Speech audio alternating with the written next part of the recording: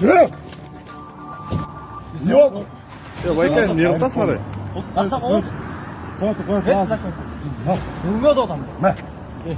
Достор, салам алейкум. Ушул видеону көрүп алып бир эки сөз айтайын деп кеттим.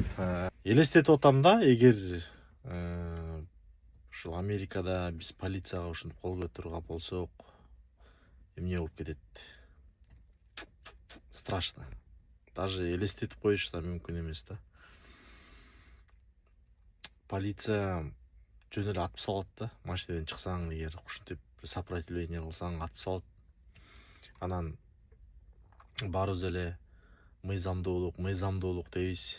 Мыйзамдын көрүп атасыңар го. Жол эрежесин бускандан кийин эми жөн эле ошентип уруш талаштын эмне кереги бар? Документиңди бер, штрафыңды ал, төлө турабы?